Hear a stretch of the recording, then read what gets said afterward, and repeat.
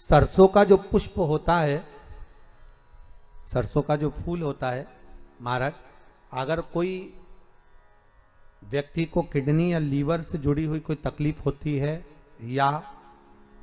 किसी व्यक्ति का एक्सीडेंट हो गया होता है और उसका कोई अंग रह गया हो, कोई शरीर का कोई भाग रह गया और वो काम नहीं कर रहा हो, जैसे किसी के पांव रह जाते हैं एक्सीडेंट के बाद, किसी का हाथ रह जाता है या कोई अंग काम नहीं कर रहा हो, वहां ब्लड पहुंच नहीं रहा हो, वो जगह एकदम सुन्न हो गई हो, खाली पड़ गई हो, तो उसके लिए शिव महापुराण की कथा कहती है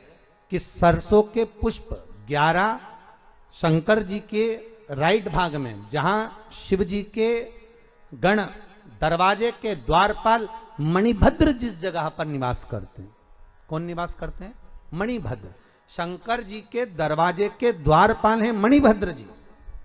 तो मणिभद्र दरवाजे के द्वारपाल में राइट भाग में मणिभद्र जी विराजते हैं। मतलब राइट भाग कौन सा हुआ? जब आप मंदिर से बाहर निकलेंगे तो राइट भाग, मंदिर में प्रवेश करेंगे जब राइट नहीं होना चाहिए, आप मंदिर से जब जाएं तो राइट भाग। मतलब आप मंदिर से राइट से जाएंगे तो शंकर जी का भी राइट हो जाएगा, क्योंकि शिव जी ऐसे बैठे हैं तो शंकर जी का भी राइट हो गया, देवता उनका भी राइट हो गया, तो राइट भाग सीधा हाथ मणिभद्र जी का स्थान। 11 सरसों के पुष्प मणिभद्र के उस द्वार पर आप रख दीजिए और मणिभद्र के द्वार पर रखकर अंदर जाकर 108 वापिस जब आप बाहर निकल रहे हैं, ये पुष्प आप रखने के बाद एक बार बाहर जाएंगे, फिर वापिस आएंगे मणिभद्र के रखने के बाद, और अंदर जाकर 108 सरसों के पुष्प शंकर को समर्पित करेंगे महाराज। उस सरसों के पुष्प जो शिव जी को आप समर्पित कर रहे हैं उसको वापिस लेकर आएंगे, श्री शिवाय नमस्तुभ्यम बोलकर उस सरसों के पुष्प को महाराज